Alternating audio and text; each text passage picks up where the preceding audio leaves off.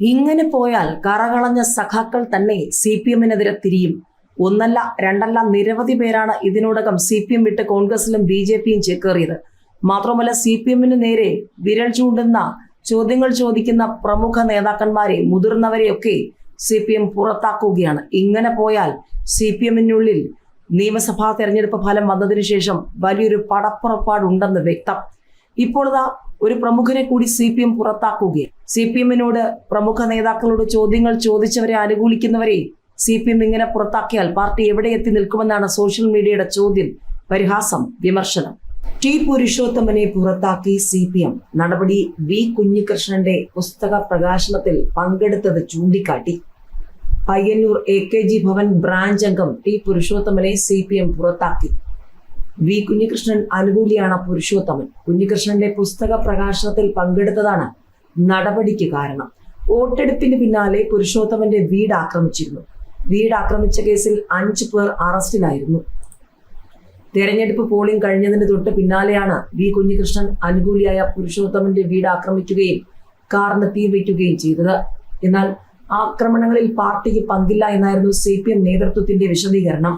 തെരഞ്ഞെടുപ്പ് ദിവസം രാത്രിയിലാണ് പുരുഷോത്തമന്റെ വീടിന് നേരെ കല്ലെറിഞ്ഞ ജനൽ ചില്ലുകൾ തകർക്കുകയും നിർത്തിയിട്ടിരുന്ന കാർ കത്തിക്കുകയും ചെയ്തത്.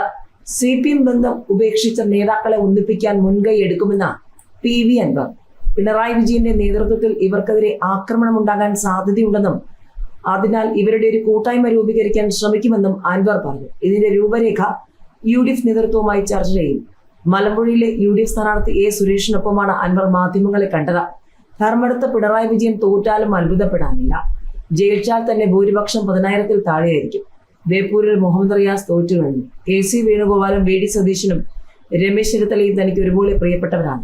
ഭരണത്തിൽ മരുമകനാണോ അതോ പിണറായിയാണോ പ്രതിപക്ഷ നേതാവാകേണ്ടതെന്ന് CPM ചർച്ച ചെയ്യട്ടെ എന്നും അദ്ദേഹം പറഞ്ഞു. PV അൻവർ ഉയർത്തിയ രാഷ്ട്രീയ ദിനങ്ങൾ ഏറ്റെടുത്തു കഴിഞ്ഞെന്നും തെരഞ്ഞെടുപ്പ് ഫലം വരുമ്പോൾ അത് വ്യക്തമാകുമെന്നും സ്ഥാനാർത്ഥി A സുരേഷ് കൂട്ടിച്ചേർത്തു.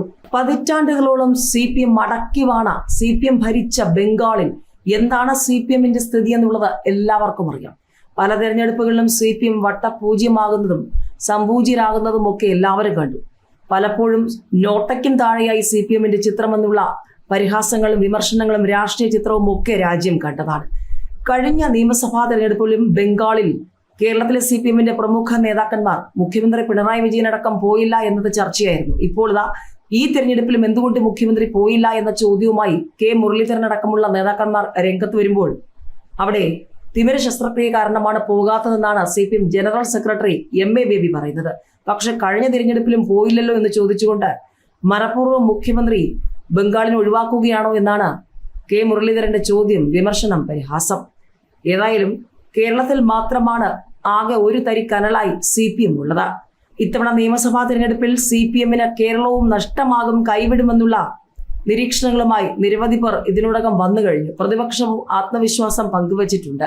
ഏതായാലും ബംഗാളിലെ സ്ഥിതിയാകുമോ കേരളത്തിൽ എന്നുള്ളത് ഇനി മെയ് 4-ന് കാത്തിരുന്ന് കാണാം. മുഖ്യമന്ത്രി ബംഗാളിൽ പോകാത്തത് തിമിര ശസ്ത്രക്രിയ മൂലമെന്ന മുരളീധരന് മറുപടിയുമായി ബേബി. മുഖ്യമന്ത്രി പിണറായി വിജയൻ ബംഗാളിൽ പ്രചാരണത്തിന് പോകാത്തത് തിമിര ശസ്ത്രക്രിയ കഴിഞ്ഞതിനാലാണെന്ന് CPM general secretary MA Baby. നരേന്ദ്രമോദിയുമായുള്ള ഡീലിന്റെ ഭാഗമായാണ് പ്രചാരണത്തിന് പോകാത്തതെന്ന K മുരളീധരന്റെ പ്രസ്താവനയ്ക്കായിരുന്നു MA ബേബിയുടെ മറുപടി. എന്നാൽ കഴിഞ്ഞ തവണയും മുഖ്യമന്ത്രി പോയില്ലല്ലോ എന്ന ചോദ്യത്തിന് മറുപടി പറഞ്ഞില്ല. വോട്ടെടുപ്പിന് പിന്നാലെയുള്ള മന്ത്രി സജി ചെറിയാന്റെയും H സലാം MLA-യുടെയും ആരോപണങ്ങൾക്ക് മറുപടിയുമായി അമ്പലപ്പുഴയിലെ UDF സ്വതന്ത്ര സ്ഥാനാർത്ഥി G സുധാകരൻ. 2 ചങ്ങാതിമാരുടെയും തന്റെയും സ്വത്തുക്കളെപ്പറ്റി ഏജൻസികൾക്ക് അന്വേഷിക്കാവുന്നതാണെന്ന് സുധാകരൻ ഫേസ്ബുക്കിൽ കുറിച്ചു. എന്നാൽ വൈകാതെ കുറിപ്പ് പിൻവലിച്ചു. പോസ്റ്റിന്റെ ചുരുക്കം ഇങ്ങനെയാണ്: ഏപ്രിൽ 11-ന് സജി ചെറിയാനും H സലാമും തന്നെ ആക്ഷേപിച്ച് പ്രസ്താവന ഇറക്കിയിരുന്നു. രണ്ടുപേരും കൂടി ആലോചിച്ച് അവരുടെ പൊളിറ്റിക്കൽ ക്രിമിനൽ ഫിലോസഫിക്ക് അനുസൃതമായിട്ടാണ് ഒരേ ദിവസം പ്രസ്താവന ഇറക്കിയത്. സഖാവ് കൃഷ്ണപിള്ള സ്മാരകം തകർക്കാൻ സജി ചെറിയാനോടൊപ്പം താനും ഉണ്ടായിരുന്നുവെന്നാണ് പത്രത്തിൽ കണ്ടത്. അതിനർത്ഥം അദ്ദേഹം ഉറപ്പായും അതിനുണ്ടായിരുന്നുവെന്ന് സ്വയം അവകാശപ്പെടുന്നതായി മനസ്സിലാകും. താൻ ആ കൂട്ടത്തിൽ ഉണ്ടായിരുന്നില്ലെന്നും ഉണ്ടാകില്ലെന്നും ഏവർക്കും അറിയാം. തനിക്ക് MLA പെൻഷനും 10 വർഷം മന്ത്രി ശമ്പളവുമാണ് ചെലവ് കഴിച്ചുള്ള സമ്പാദ്യം. ഭാര്യയ്ക്ക് 31 വർഷം കോളേജ് അധ്യാപിക എന്ന നിലയ്ക്ക് UGC ശമ്പളവും പെൻഷനും ഒപ്പം ലഭിച്ച ആനുകൂല്യങ്ങളുമാണ് സമ്പാദ്യം. സമ്പാദ്യങ്ങൾ മകന്റെ പേരിൽ നിക്ഷേപിക്കുകയോ മാറ്റിക്കൊടുക്കുകയോ ചെയ്യുന്നത് ഞങ്ങളുടെ മൗലിക അവകാശമാണ്. ഏക മകൻ 19 വർഷമായി പ്രവാസിയാണ്. അതിലുള്ള സമ്പാദ്യം മകനും ഭാര്യയ്ക്കുമുണ്ട്. താൻ പാർട്ടിയിൽ നിന്നും മാറിയതോടുകൂടി പാർട്ടിയുടെ വലിയൊരു ഭാഗം ഒഴിഞ്ഞു എന്നാണ് പറയുന്നത്. 5 വർഷമായി സജി ചെറിയാനും സലാമും കൂട്ടാളികളും നടത്തിയ ക്രിമിനൽ ഗൂഢാലോചനകളും ആക്ഷേപങ്ങളും തന്നെ പാർട്ടിയിൽ നിന്ന് പുറത്തു തള്ളാനുള്ള ശ്രമങ്ങളായിരുന്നുവെന്ന് ഇപ്പോൾ ഈ ഭാരമൊഴിയൽ പ്രയോഗം വഴി വ്യക്തമായെന്നും കുറിപ്പിൽ പറയുന്നു. കൃഷ്ണപിള്ള സ്മാരകം കത്തിച്ച ദിവസം സജി ചെറിയാൻ ഉടനെ അവിടെ എത്തിയത് സംശയകരമാണെന്ന് സുധാകരൻ ആരോപിച്ചിരുന്നു. ഇതിന് മറുപടിയായി സുധാകരൻ നാമനിർദ്ദേശ പത്രികയ്ക്കൊപ്പം സമർപ്പിച്ച സ്വത്തുവിവരത്തിൽ സംശയമുണ്ടെന്ന് എക്സലാം ആരോപണം ഉന്നയിച്ചു. പത്രിക നൽകുന്നതിന് ഒരാഴ്ച മുൻപ് മകന്റെ പേരിലേക്ക് സമ്പാദ്യം മാറ്റിയെന്നും ആരോപണമുണ്ടായി. ഇതിന് രണ്ടിനുമുള്ള മറുപടിയായാണ് സുധാകരന്റെ കുറിപ്പ്.